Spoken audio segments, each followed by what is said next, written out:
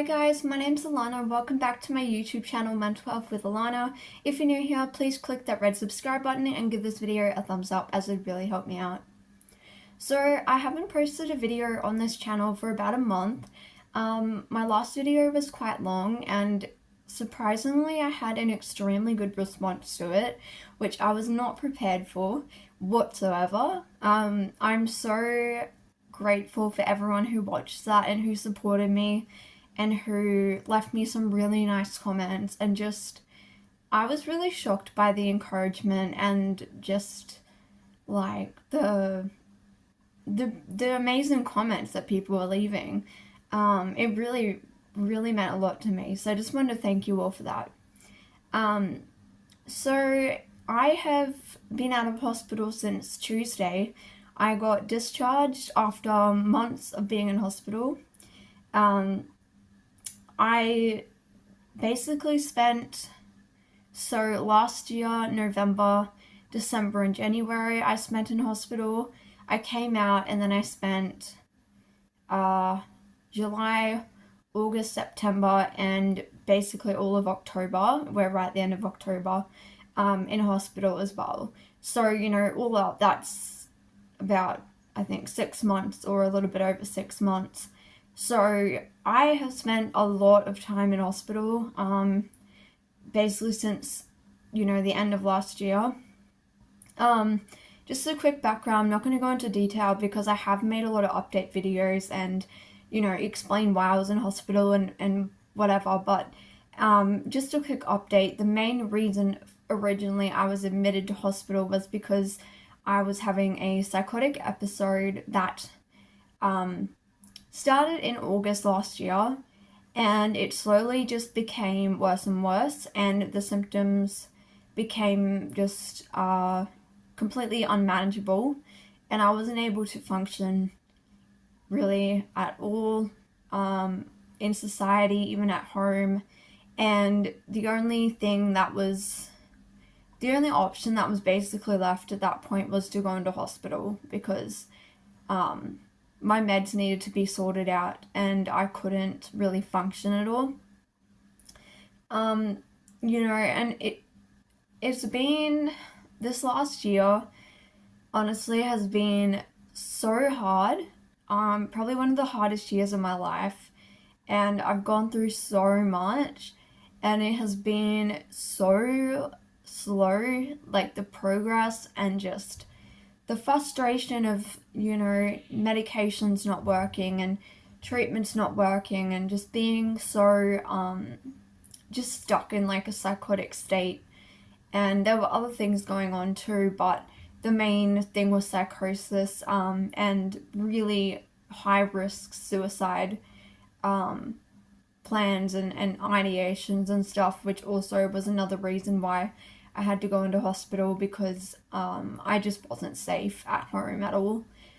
And, I just got out on Tuesday and I was so excited to be leaving, on one hand, but on the other hand, it's been like 2 days, and it has been like hard to adjust back home and coming out of hospital, and it's just a different thing. And because I was in there for so long, it is quite challenging to adjust being back in your own home and with your family and a part of the community again, and just trying to like get back the things that you kind of lost and having the freedom to kind of do what you want and go where you want. Because like when you're in hospital, that's really taken away from you and you can't really have any sort of independence. A lot of decisions, like obviously my treatment team, like I was very involved in what we were doing, but there were a lot of aspects where I didn't have any sort of kind of choice, or I don't know if choice would be the right word, but just like I wasn't able to drive for months, because you weren't allowed to drive, and you can't just take your medication whenever you want. You have to take it at a certain time and have to be up at certain times to get blood tests, see GPs, see psychiatrists, lot of appointments, attending like groups that they had on, just that type of stuff. And like I had unescorted leave for most of it, but there was a point in time towards the end of my mission when my unescorted leave got taken away, because of a few incidences, which it was understandable. It was on me. I made some, you know, like unhealthy choices and risky behavior that obviously was putting me at risk. And so, I get why they took it away from me. Um, and I did get it back, eventually, But yeah, it's just been a whirlwind of a year. I'm very happy for the year to be coming to an end because I feel like next year is going to be my year and it's just going to be a lot better for me. Um, so I'm doing two outpatient day programs. I'm doing an addiction day program and a art day program. So that's going to help me get out of the house and be around other people and socialize. And obviously learn new skills to continue to cope with my mental illnesses because, I do have a very complex mental health history because I have numerous diagnoses. The main one being schizoaffective disorder, bipolar type, and that is something that I have finally been able to medicate, and treat with medication. And it took so many tries of different medications, nothing was working, and um, basically what we found was that putting me up to the highest dose of quetiapine, 800 milligrams, was the thing that worked. And we had gone through every antipsychotic except for clozapine, and I was getting told by not just my psychiatrist but other psychiatrists, because I had a lot of second opinions and other people weighing in on my treatment and diagnosis because it was very complicated. And everyone was telling me that I think you're gonna have to go on clozapine and that's the only choice you have. But I'm so grateful that the last kind of shot we had was going on quetiapine and putting it up to that really high dose just to see, before we made the choice about clozapine. And I'm so grateful that we did because it has almost eliminated all of my psychotic symptoms. Um, and it didn't, happen straight away. Like it took about a month or two for the medication to actually start working. And I was still experiencing some symptoms, but as of now, I am almost symptom free of the schizophrenia side of things. The bipolar aspect is always kind of there, and I did have a very bad depressive episode, and so I did something called TMS, which is called transcranial magnetic stimulation. And in short, I'm not going to go into the whole thing, but it's basically where they use a magnet to target your brain, and it stimulates it and it creates dopamine in the brain, which obviously works almost like an antidepressant. And it worked amazing for me. The antidepressants were not helping. And so I did TMS. I did 20 sessions of it while in hospital, and it made a massive difference to my mood. I've never felt better in my mood in my entire life after doing that. And, obviously having the medications as a backup was really helpful as well, just to have that there. I am on a lot of medications, and to be honest, I'm not fond of it. I mean, like, who wants to be on a bunch of meds?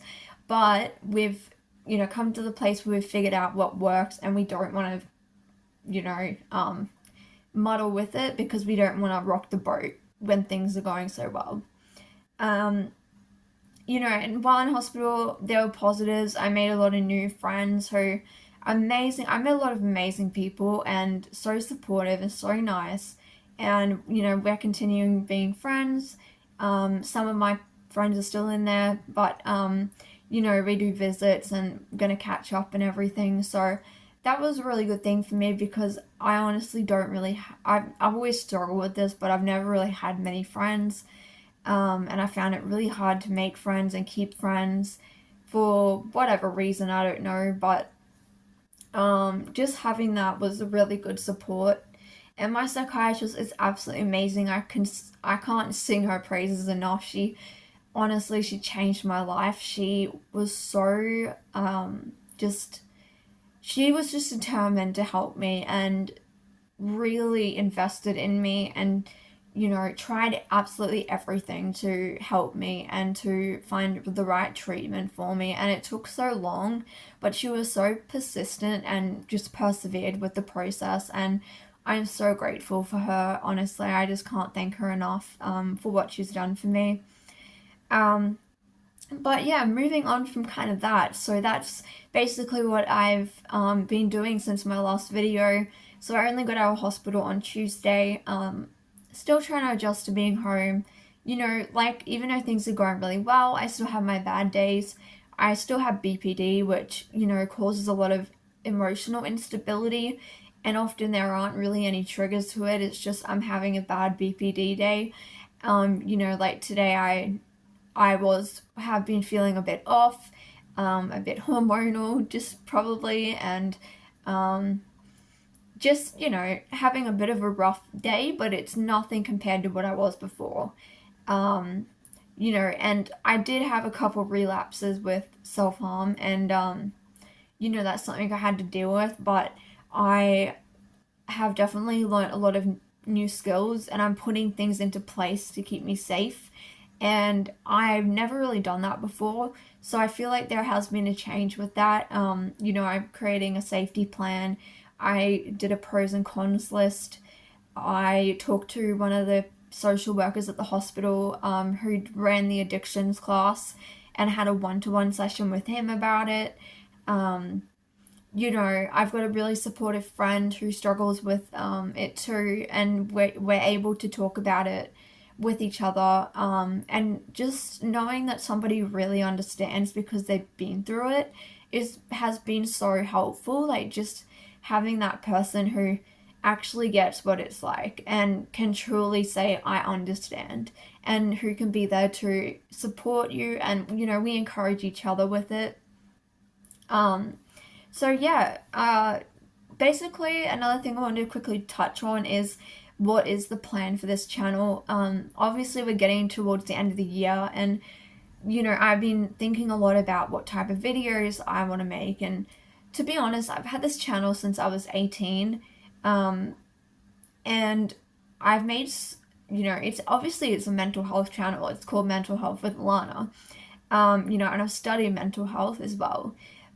And I have made, videos on almost every mental health topic imaginable. And the reason why I haven't posted for so long, apart from, dealing with a lot of stuff, was I just didn't have any ideas, and I didn't know what to post anymore.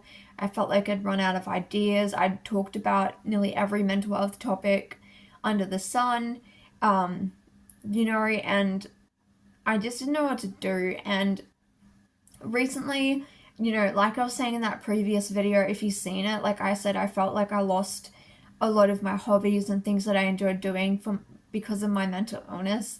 Um, and like, because I've been well enough, I've been getting back into it all, and uh, playing my guitar and doing art and singing, and um, just doing a lot more creative stuff like what I used to do. And I thought maybe, for the next couple videos, I might post some singing and guitar covers. I'm working on a few songs at the moment. They're not my songs, but I've picked out a few songs by a few different artists. I have to kind of put together a list of things that I want to learn and then do on here as a cover. Um, and I was also, wanting to get back into songwriting myself, and have some songs that are my own original songs. I have billions of songs around the place written in notebooks, but I want something new and just something that kind of represents the season I'm in right now. And it's gonna take me a bit of time though to like sit down and actually start writing some stuff, and I kind of have to wait for the right moments, um, and things like that. Like I can't just sit down and say, okay, I'm gonna write a song. For me, it's like I have to wait until the idea comes, the inspiration kind of hits, and I'm in that right mindset to kind of write a song. I can't just write songs on demand. I know some people can, but for me, it has to be very like raw, the process, and just I need to have time to process what I'm feeling and then write the song, if you know what I mean. So, but I will be doing some originals. I've only got one original song up on this channel. I will be doing some originals, but I'll also be doing some covers. I'm working on a Taylor Swift song right now that will be up hopefully within the next week or two. I might be a bit slow with posting, and it's just because I'm trying to get back into it. If you have any video suggestions, it can be mental health, it can be personal questions, any questions about studying mental health, because I have studied mental health. It could be, you know, my experience with previous jobs and having a disability and how that affects me. It could be, you know, really anything, like singing any songs you want me to cover as well. That would be really great if you could comment that. But basically anything. I'm an open book, you know. I'm very open on here and I share a lot, so don't feel like the questions that you're asking are too invasive, you know. I'll obviously receive that and then decide what I'm going to do with it. But if you have any questions, comments, video ideas, you know, please leave them down below. I'm so open to ideas, and my channel is still going to be about mental health, but I do want to bring back that singing aspect and, you know, my guitar skills. I do want to bring that back into my channel and, you know, maybe even do like some more lifestyle videos and stuff, but I'm still going to be making mental health topics. It's just that, you know, right now I've kind of run out of ideas. So if you have any ideas on specific things or even Q&A videos, that would be really good. But I just want to jump on here and let you know that I'm okay. I'm still here. I have not left the channel. It's been a month since I posted, but I had to just get my bearings back, and it's been, you know, a lot going on in my life still. But yeah, I wanted to just again thank you all for subscribing and following and being so lovely and supporting me.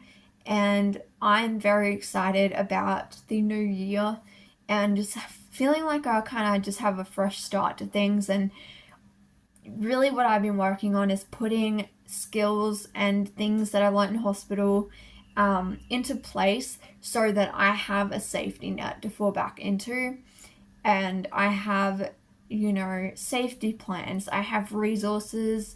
You know, like the other night I was having a hard night while I was in hospital, so I used the eHeadspace service where you can chat to a clinician for like 30 minutes, and you can text them, you can call them, you can email them. If you live in Australia, you've probably heard of Headspace. They're a youth, teen and youth kind of young adult service, and their services go to the age of 26, I'm pretty sure, from probably like 11 or 12 to 26, and I've used their service in person a few times. I've been to their groups, I've done art programs through them. They're an amazing organization. I couldn't say anything bad about them. I've had great experiences with them. But yeah, they have like an online clinician chat where you can literally log on.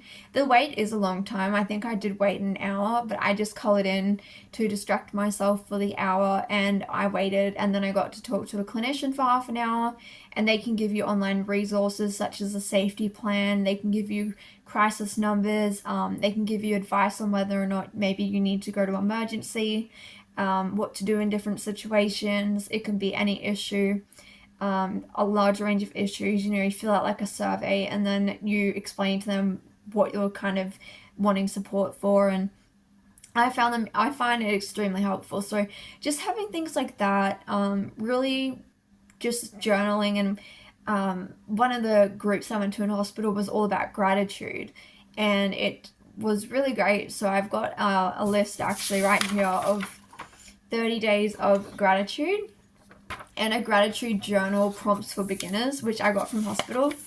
And I've kept that because I really am trying to get back into practicing gratitude. And then there's the whole meditation thing that I want to get back into.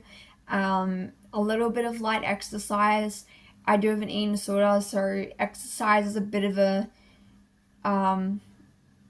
touchy kind of topic because it's quite hard for me to balance what is a good amount of exercise. The other thing is I'm also on a 3-month waiting list to see a public dietitian through the eating disorder service where I live.